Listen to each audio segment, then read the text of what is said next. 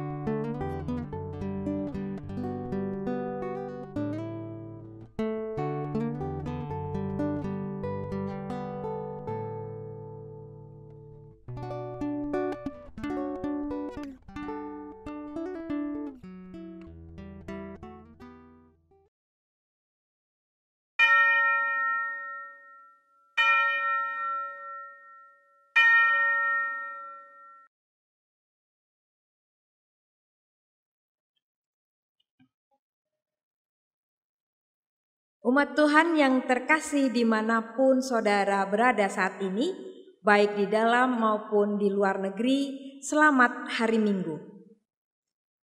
Kematian dan kebangkitan Kristus telah memulihkan hidup dan relasi kita dengan Allah yang Maha Kudus. Dia menyucikan kita dari dosa, Dia menyelamatkan kita dari maut. Mari bersama-sama dengan persekutuan umat Tuhan merayakan kasih-Nya yang hebat itu.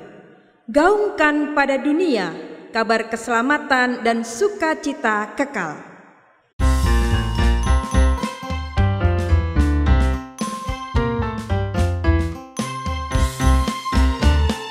Mari kawan-kawan nyanyi gembira, gembira mengikuti bunyi lagunya. Mari kawan-kawan nyanyi gembira, supaya isi dunia mendengarkannya. Nyanyikan kasih Yesus, gaungkan sukanya.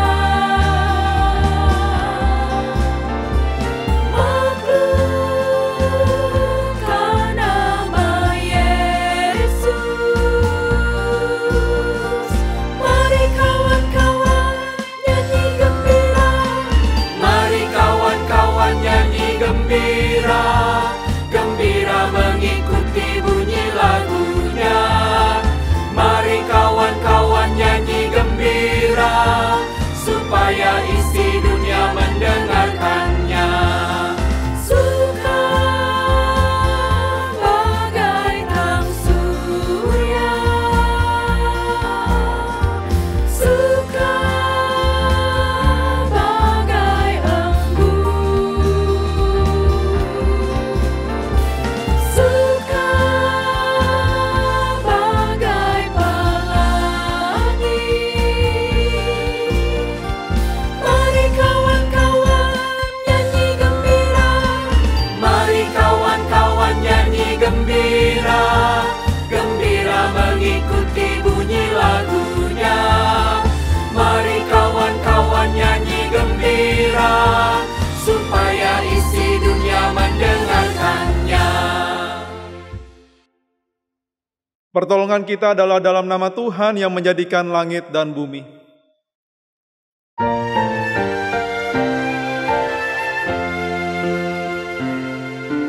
Amin, amin, amin,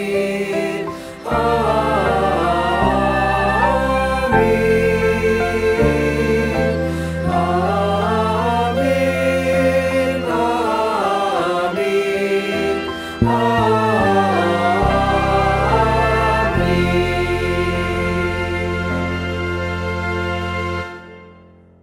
Tuhan beserta saudara. Dan beserta saudara juga.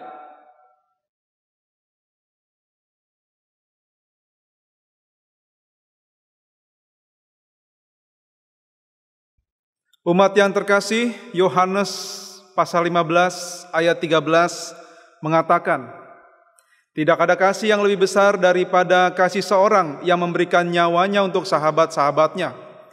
Yang lebih istimewa lagi, pribadi yang mengakui kita sebagai sahabatnya dan rela memberikan nyawanya bagi kita itu tidak lain adalah Tuhan sendiri. Luar biasa, bukan? Kasih-Nya telah membuat kita menjadi istimewa dan berharga, melayakkan kita untuk tinggal di dalamnya dan dipersatukan dalam sang pokok anggur yang benar. Keistimewaan ini memantik kualitas lain yang seharusnya juga kita miliki, yaitu kasih kepada sesama dan motivasi yang benar untuk hidup di dalam persekutuan bersama di dalam sang pokok anggur yang benar itu. Memelihara persekutuan dan persatuan dengan anggota tubuh Kristus yang lain memang tidak mudah. Tidak jarang terjadi perselisihan yang kemudian mengakibatkan perpecahan.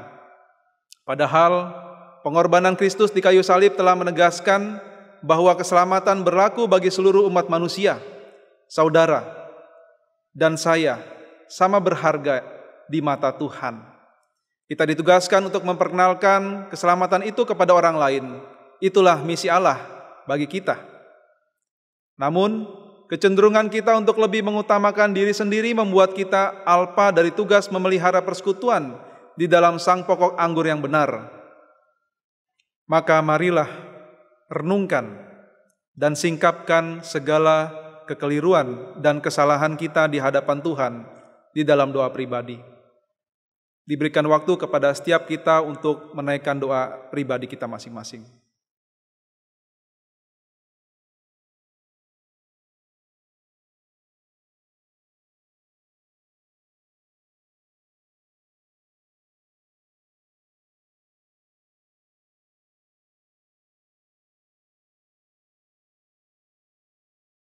Ya Allah, sebagai bagian dari persekutuan umat Tuhan, kami menyadari peran dan tugas kami untuk memberitakan karya keselamatan yang telah Tuhan perbuat. Namun, kami kerap jatuh di dalam pikiran dan tindakan yang mengutamakan ego dan kepentingan diri kami sendiri. Kami mengabaikan orang lain, melukai sesama kami, mempertajam perselisihan dan pertentangan yang ada. Padahal kami tahu bukan itu yang Tuhan mau. Tuhan, ampunilah kami, mampukan kami untuk mengerjakan tugas kami sebagai bagian dari pokok anggur yang benar, yang memperjuangkan persatuan dan persekutuan di dalam Kristus, sehingga semakin banyak lagi karya yang dapat Engkau nyatakan di dunia melalui kami. Ya Allah, ampunilah kami umat-Mu, karena hanya kepadamu, Tuhan, kami berseru.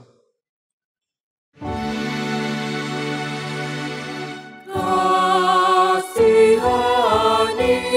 kami, ya Tuhan. Di dalam nama-Mu yang kudus, kami berdoa dan memohon ampun. Amin. Bagi setiap kita yang telah mengakui dosanya di hadapan Tuhan, dengarkanlah berita pengampunan yang tertulis di dalam Yesaya pasal 1 ayat 18 yang berbunyi demikian. Marilah, baiklah kita berperkara firman Tuhan. Sekalipun dosamu merah seperti kirmizi, akan menjadi putih seperti salju. Sekalipun berwarna merah seperti kain kesumbah, akan menjadi putih seperti bulu domba. Di dalam Kristus, engkau telah diampuni. Di dalam Kristus engkau pun telah diampuni. Damai Kristus bagimu. Damai Kristus bagimu juga.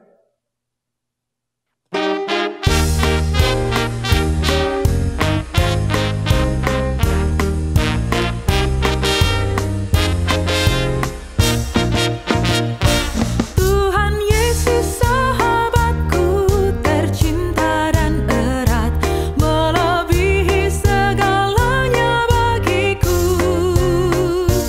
Bunga bakung paling indah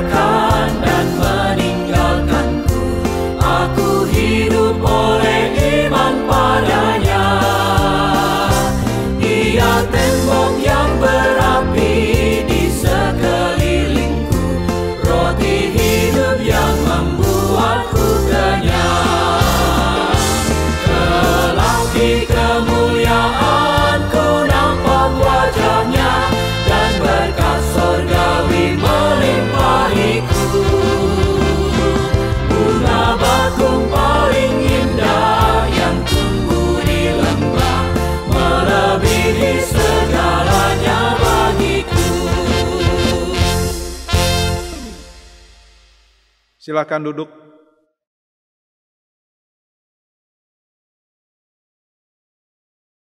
Jemaat GKI terkasih dimanapun kita berada, mari kita mempersiapkan diri kita menyambut pelayanan firman Tuhan dengan kita berdoa bersama. Kami bersyukur ya Tuhan, pada hari Minggu ini kami boleh datang beribadah bersama-sama dan kami boleh merindukan kebenaran sabda firman-Mu. Oh Tuhan, berkatilah pelayanan firman Tuhan sebentar lagi. Perlengkapilah hamba-Mu dengan kebenaran firman-Mu dan siapkanlah hati kami semua mengikuti siaran online ini dari tempat kami masing-masing, dari kota kami masing-masing untuk dapat memahami, mengerti, mencerna dan sungguh mengetahui apa yang menjadi maksud kehendak firman Tuhan. Kami menyambut pelayanan firman Tuhan di dalam kebaktian hari Minggu ini diberkati dalam nama Tuhan Yesus. Amin. Umat yang terkasih, bacaan pertama dari Kisah Para Rasul pasal 10 ayat 44 sampai 48.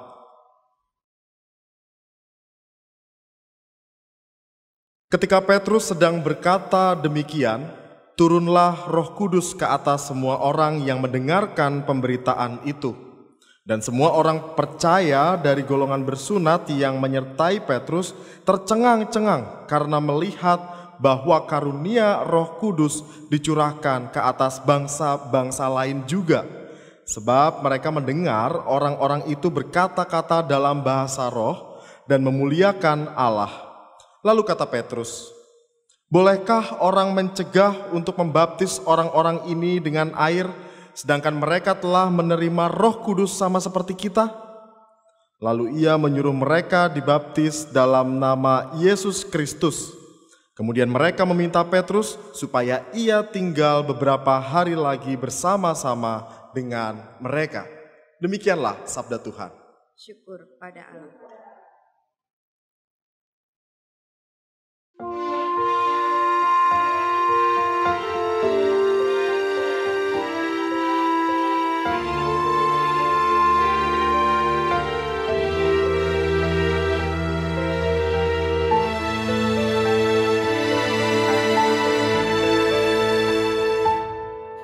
Bagi Tuhan nyanyikan nyanyian baru, sebab Dia sudah lakukan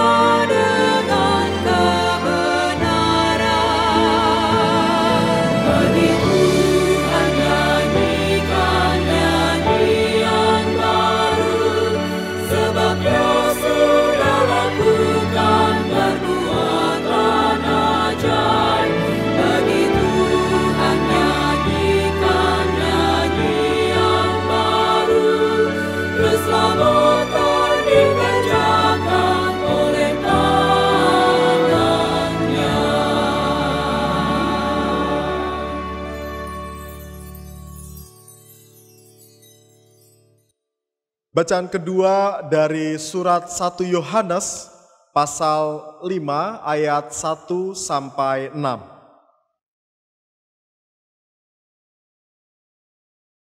Setiap orang yang percaya bahwa Yesus adalah Kristus lahir dari Allah, dan setiap orang yang mengasihi Dia yang melahirkan, mengasihi juga Dia yang lahir daripadanya.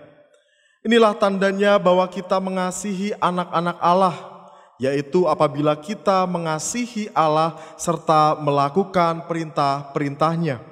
Sebab inilah kasih kepada Allah, yaitu bahwa kita menuruti perintah-perintahnya. Perintah-perintahnya itu tidak berat, sebab semua yang lahir dari Allah mengalahkan dunia.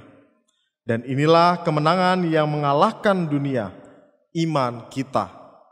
Siapakah yang mengalahkan dunia selain daripada dia yang percaya bahwa Yesus adalah anak Allah?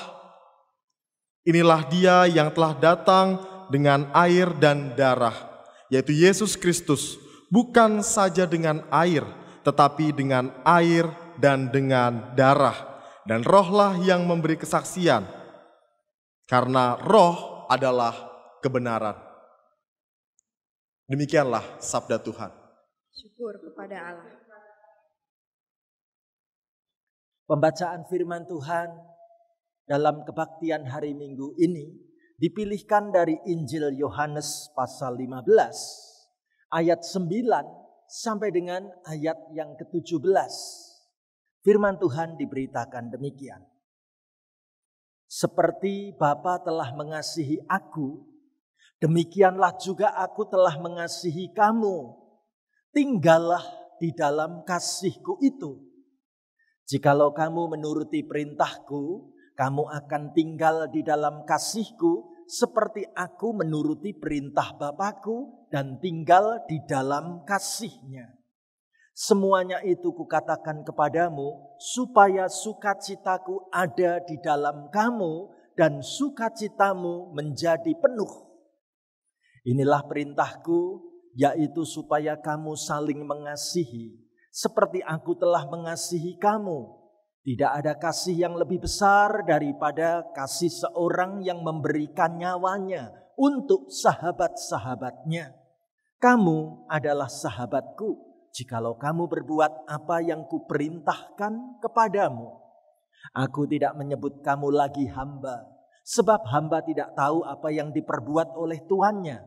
Tetapi aku menyebut kamu sahabat, karena aku telah memberitahukan kepada kamu segala sesuatu yang telah kudengar dari Bapa-Ku. Bukan kamu yang memilih aku, tetapi akulah yang memilih kamu. Dan aku telah menetapkan kamu supaya kamu pergi dan menghasilkan buah, dan buahmu itu tetap, supaya apa yang kamu minta kepada Bapa dalam namaku diberikannya kepadamu. Inilah perintahku kepadamu, kasihilah seorang akan yang lain. Demikianlah Injil Yesus Kristus. Berbahagialah mereka yang mendengarkan firman Allah dan yang memeliharanya. Haleluya.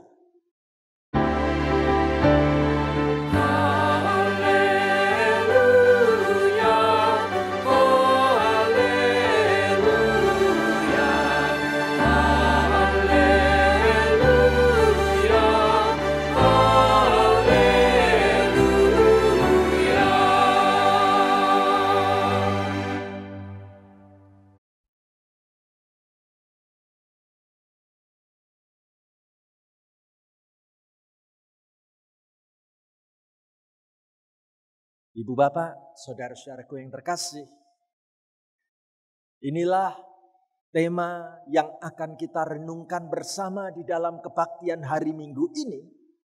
Bagaimana kita dipersatukan dalam sang pokok anggur. Mungkin kita bertanya-tanya begini, Pak Stefanus, tema ini dipilihkan dari bacaan Alkitab yang mana? Kita temukan jawabnya. Dan saya mau mengajak kita bersama-sama ikut membaca, mengucapkan firman Tuhan dengan saya. Yohanes 15 ayat 9 sampai dengan ayat yang ke-11. Mari bersama-sama kita mengucapkan firman Tuhan begini. Seperti Bapa telah mengasihi aku, demikianlah juga aku telah mengasihi kamu, tinggallah di dalam kasihku itu. Jikalau kamu menuruti perintahku, kamu akan tinggal di dalam kasihku, seperti aku menuruti perintah Bapakku dan tinggal di dalam kasihnya. Semuanya itu kukatakan kepadamu, supaya sukacitaku ada di dalam kamu dan sukacitamu menjadi penuh.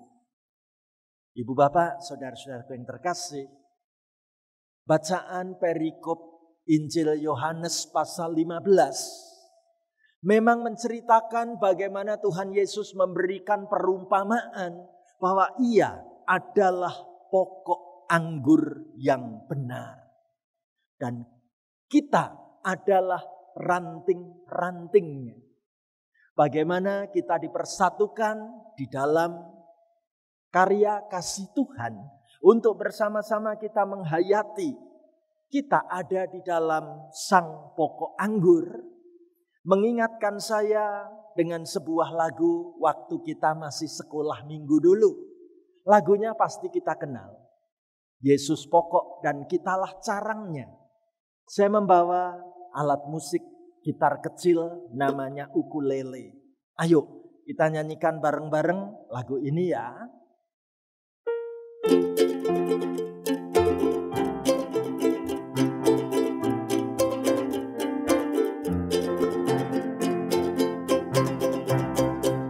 Yesus pokok dan kitalah carangnya, tinggallah di dalamnya. Yesus pokok dan kitalah carangnya, tinggallah di dalamnya. Yesus pokok dan kitalah carangnya, tinggallah di dalamnya. Pastilah kau akan berbuah.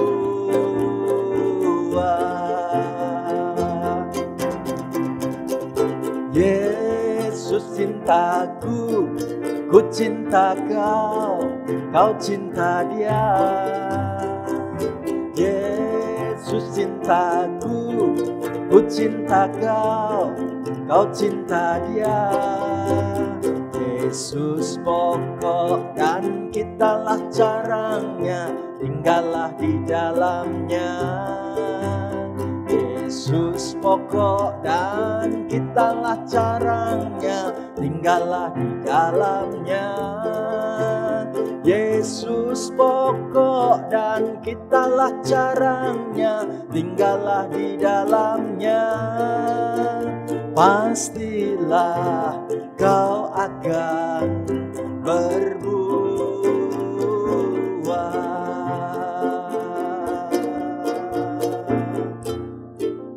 Amin. Ibu bapak, saudaraku terkasih, bila kita bicara tentang perumpamaan bahwa Tuhan Yesus itu pokok anggur yang benar dan kita adalah ranting-rantingnya, maka hari ini mau ditunjukkan kepada kita semua bagaimana dari pokok anggur yang sama semestinya akan mengeluarkan buah anggur yang sama manisnya. Walaupun kita berada pada ranting-ranting yang berbeda, namun sepanjang kita masih ada di dalam pokok anggur yang sama, maka kualitas buah yang dihasilnya pun semestinya juga sama. Betulkah itu? Secara teori betul demikian. Namun apa yang menyebabkan kehidupan anak-anak Tuhan ternyata tidak menghasilkan buah yang sama manisnya? Saya tertarik bagaimana di tengah-tengah situasi zaman sekarang ini ditandai dengan sikap orang yang tidak mau peduli. Mana gambar contohnya? Saya punya gambar kisah yang menarik tentang gambaran 3 sosok yang sedang menutup telinga, menutup mata, dan menutup mulut. Zaman dulu, sebenarnya gambar ini punya arti yang positif dan bagus banget. Bagaimana kalau seorang anak mau pergi merantau keluar pulau, atau keluar kota, atau keluar negeri, pasti dinasihati oleh orang tuanya.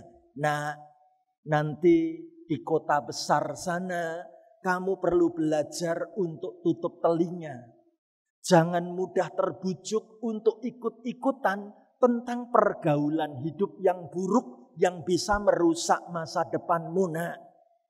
Engkau perlu belajar menutup mata supaya tidak kepingin ikut-ikutan dari apa yang kau lihat dari teman-temanmu dalam pergaulannya di kota besar.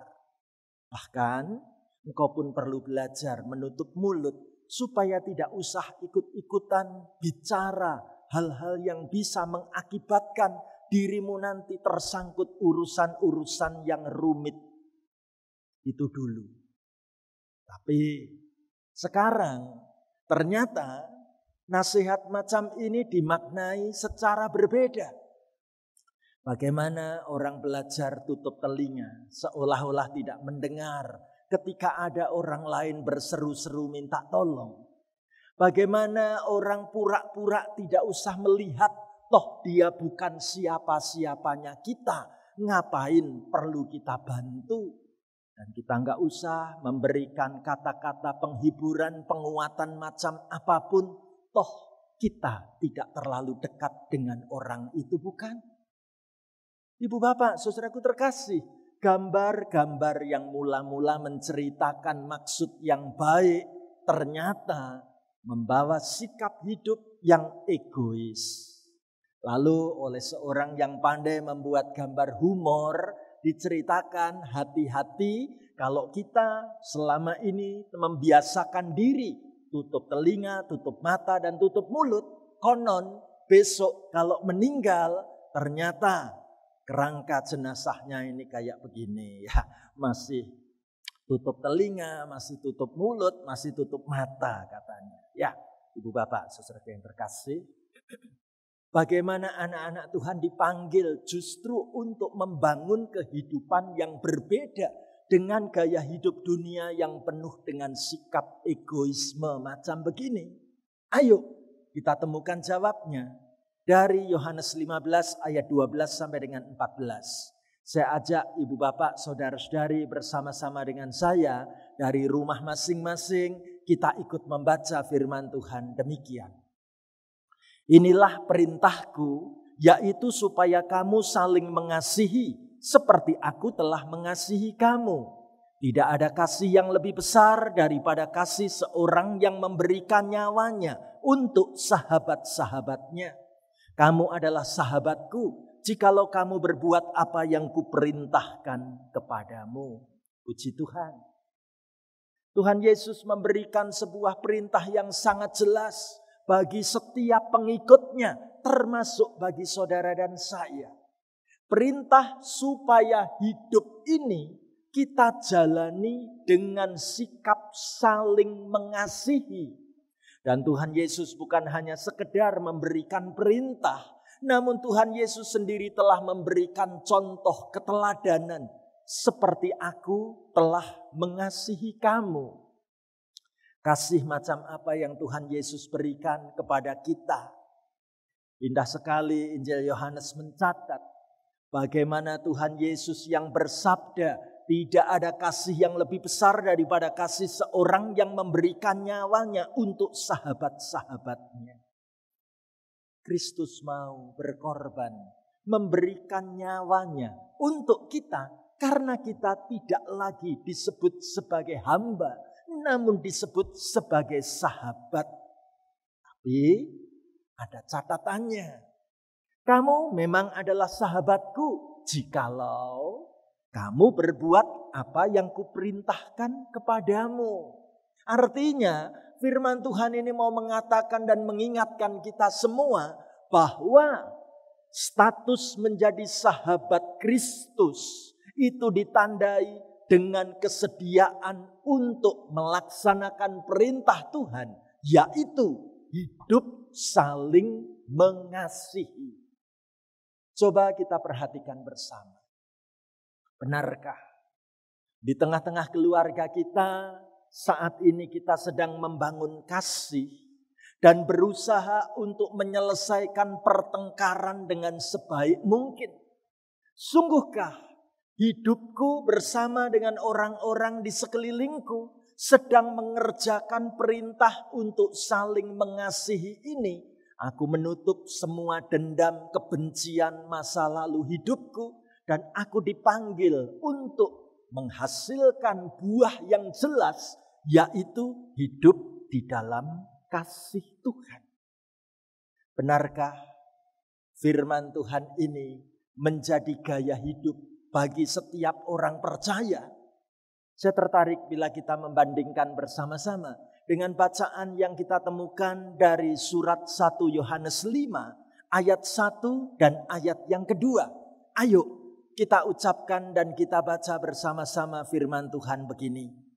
Setiap orang yang percaya bahwa Yesus adalah Kristus lahir dari Allah, dan setiap orang yang mengasihi Dia yang melahirkan, mengasihi juga Dia yang lahir daripadanya.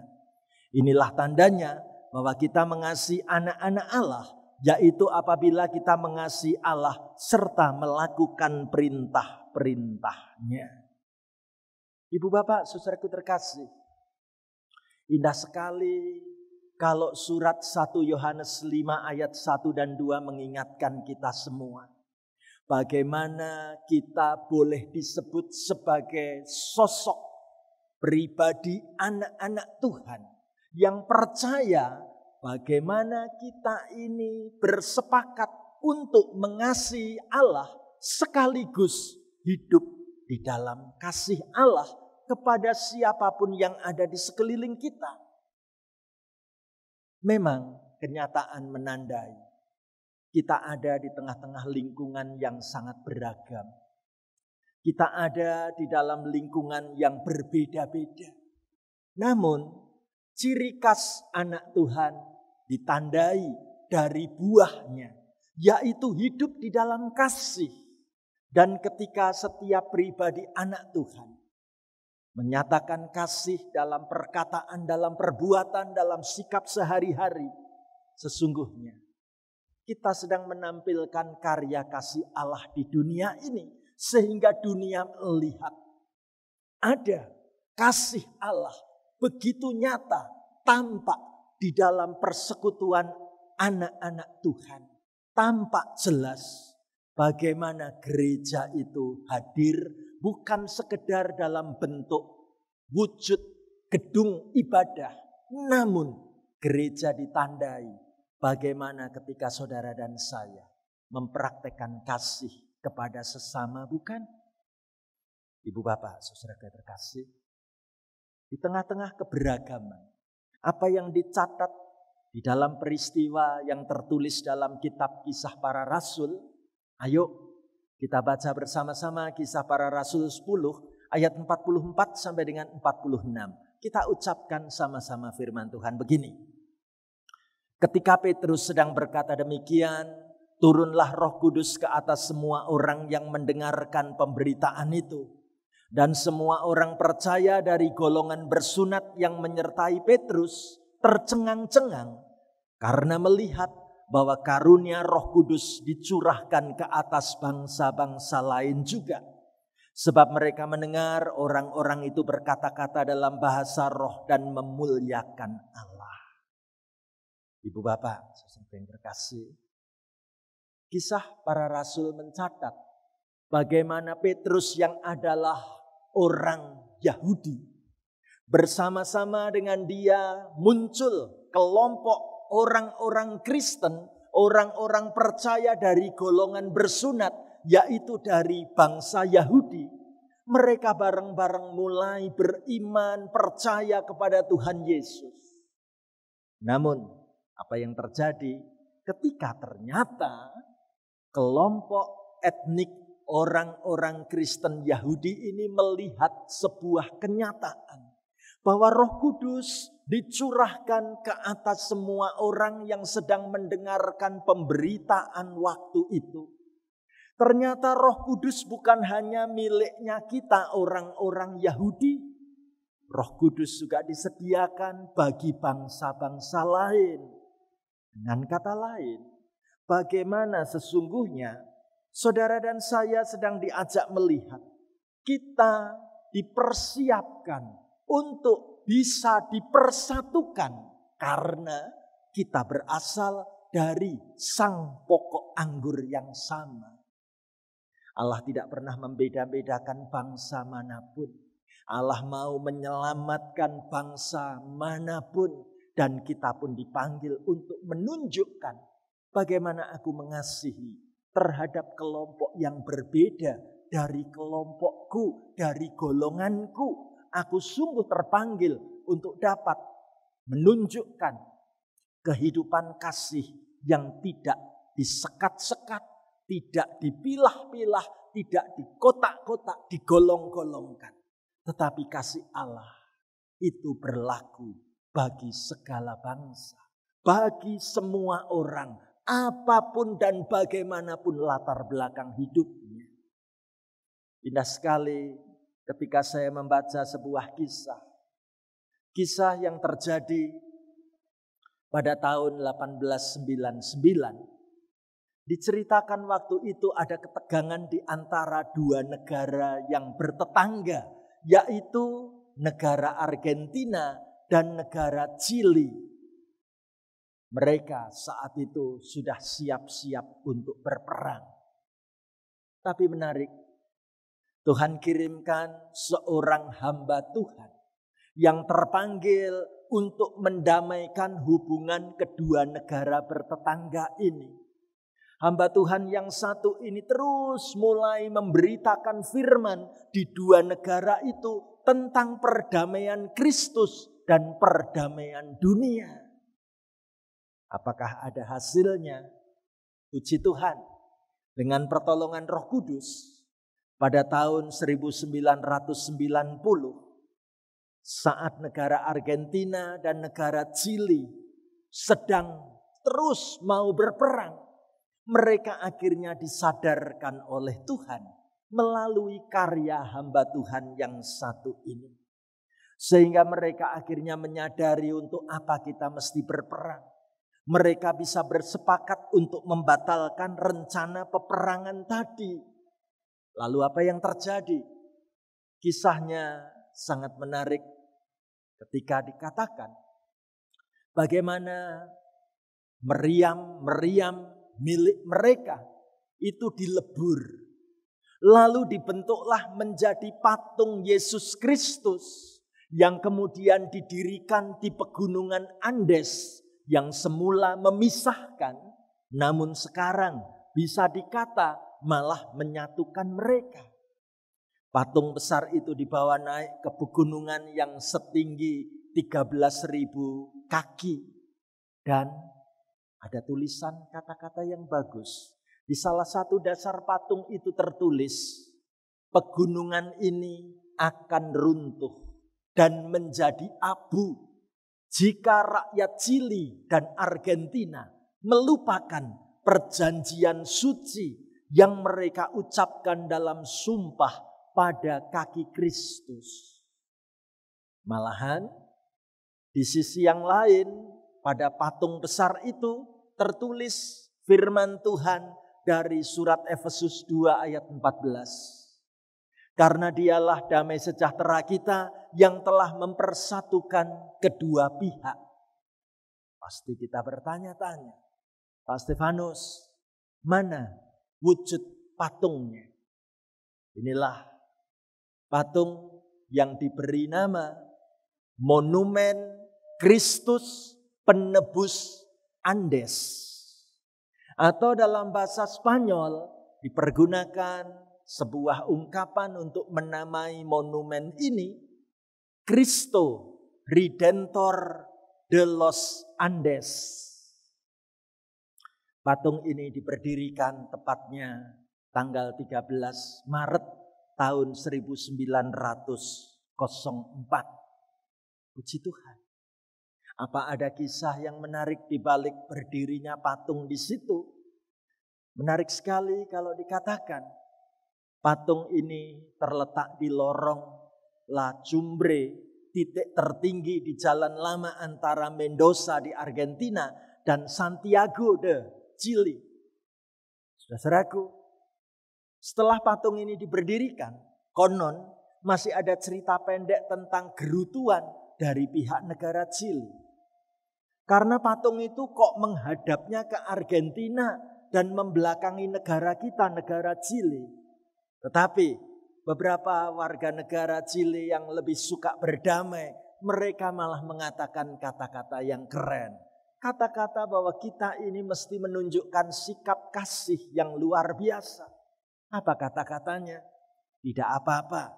Kristus sepertinya lebih perlu mengawasi pihak Argentina, katanya. Luar biasa. Ibu bapak, saudara yang terkasih, kisah cerita ini mau menandai dan menunjukkan kepada saudara dan saya bagaimana sesungguhnya kita ini berasal dari pokok anggur yang sama. Semestinya buah kita sama manisnya. Semestinya kita ini menandakan diri sebagai komunitas yang sudah dipersatukan di dalam kasih Kristus.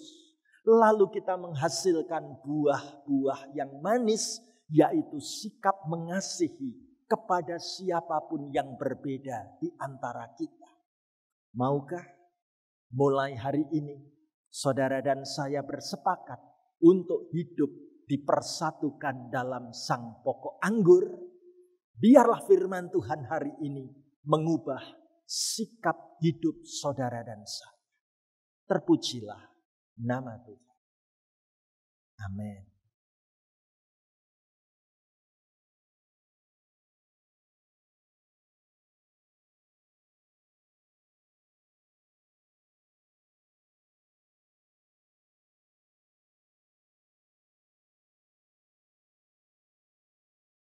Mari kita bangkit berdiri. Marilah kita bersama dengan umat Allah di masa lalu, masa kini, dan masa depan, mengingat janji baptisan kita dengan mengikrarkan pengakuan iman rasuli. Aku percaya kepada Allah, Bapa yang Maha Kuasa, Khalik langit dan bumi, dan kepada Yesus Kristus, Anaknya yang tunggal Tuhan kita, yang dikandung daripada Roh Kudus, lahir dari anak darah Maria, yang menderita sengsara di bawah pemerintahan Pontius Pilatus, disalibkan, mati dan dikuburkan, turun dalam kerajaan maut. Pada hari yang ketiga, bangkit pula dari antara orang mati, naik ke surga, duduk di sebelah kanan Allah Bapa yang Maha Kuasa, dan dari sana Ia akan datang untuk menghakimi orang yang hidup dan yang mati. Aku percaya kepada Roh Kudus, gereja yang kudus dan am, persekutuan orang kudus, pengampunan dosa, kebangkitan orang mati, dan hidup yang kekal. Amin.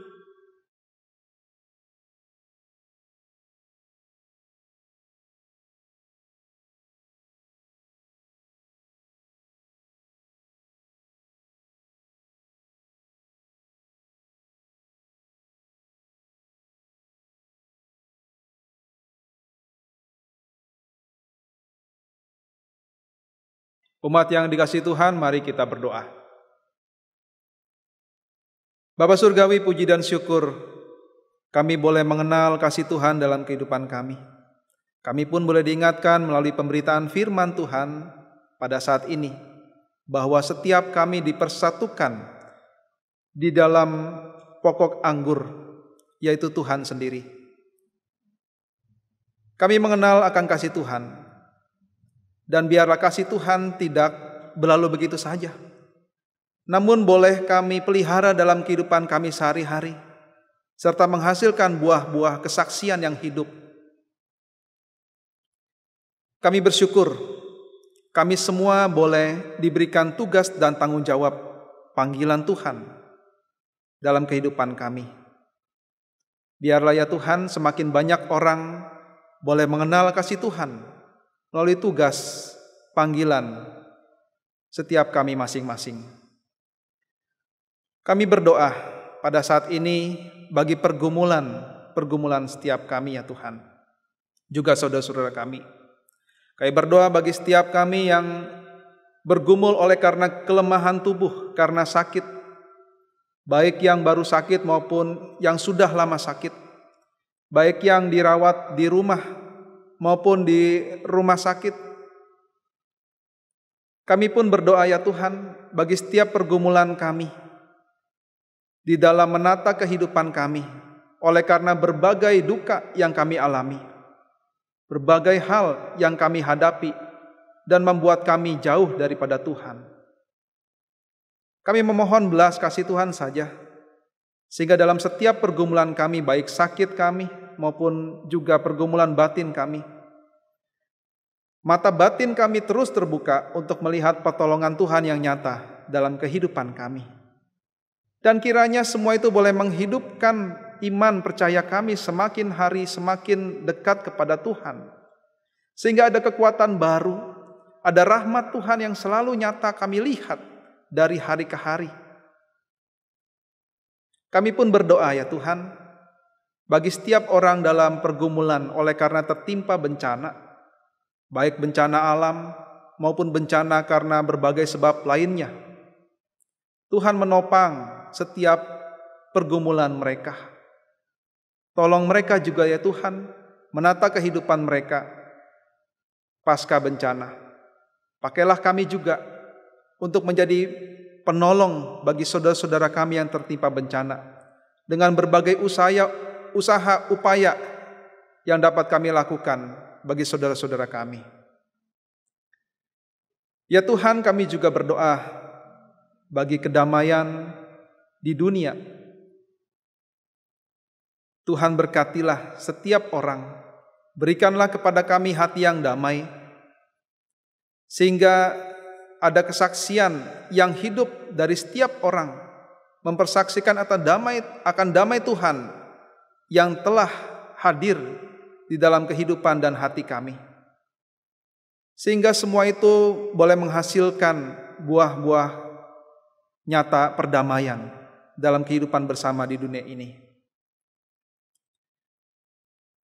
Kami pun berdoa ya Tuhan bagi setiap pergumulan kami masing-masing pribadi lepas pribadi yang tidak terkatakan melalui doa syafaat pada saat ini. Biarlah melalui doa pribadi kami masing-masing, kami boleh menaikkan doa-doa pergumulan kami dengan ungkapan syukur. Di dalam nama Tuhan Yesus Kristus, kami menaikkan doa syafaat kami seperti doa yang Tuhan Yesus ajarkan kepada kami. Bapa kami yang di surga, dikuduskanlah namamu, datanglah kerajaanmu, jadilah kehendak-Mu di bumi seperti di surga. Berikanlah kami pada hari ini makanan kami yang secukupnya, dan ampunilah kami akan kesalahan kami, seperti kami juga mengampuni orang yang bersalah kepada kami. Dan janganlah membawa kami ke dalam pencobaan, tetapi lepaskanlah kami daripada yang jahat. Karena Engkaulah yang punya kerajaan dan kuasa dan kemuliaan sampai selama-lamanya. Amin.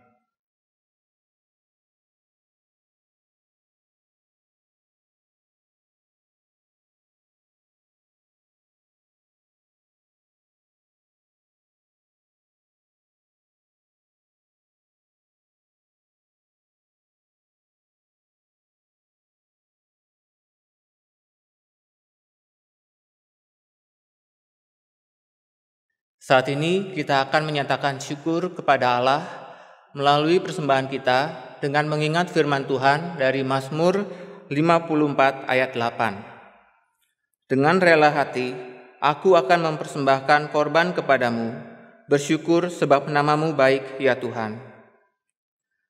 Umat dapat mengirimkan persembahan ke rekening gereja saudara masing-masing.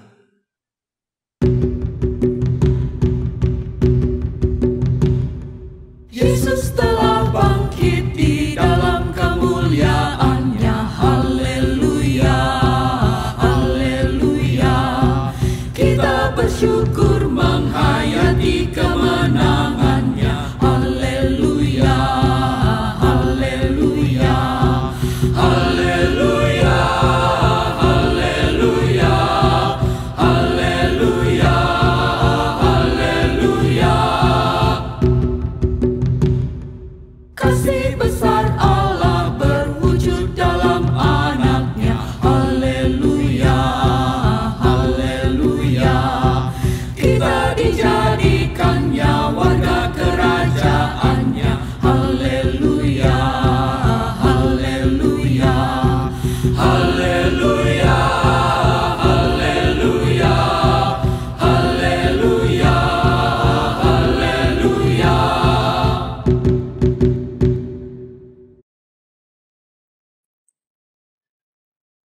Umat Tuhan, mari kita berdoa.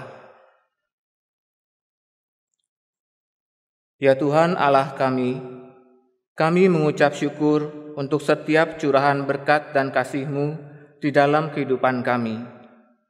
Kami merasakannya lewat napas kehidupan, kesehatan, setiap peluang, sukacita, bahkan dinamika yang terjadi di dalam hidup kami setiap hari. Biarlah melalui itu semua, kami dapat semakin dimampukan untuk memelihara dan menjaga hidup persekutuan yang semakin baik di dalam-Mu. Dan sebagai ungkapan syukur kami serahkan persembahan kami kepadamu.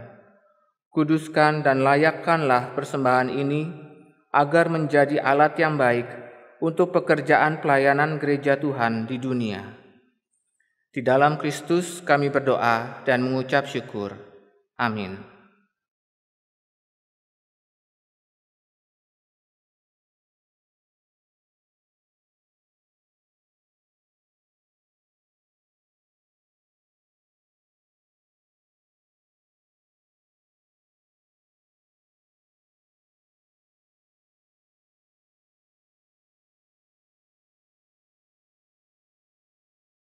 Umat Tuhan yang terkasih, memelihara persatuan dan persekutuan kasih di dalam Tuhan menuntut perhatian dan upaya yang sungguh dari hidup kita.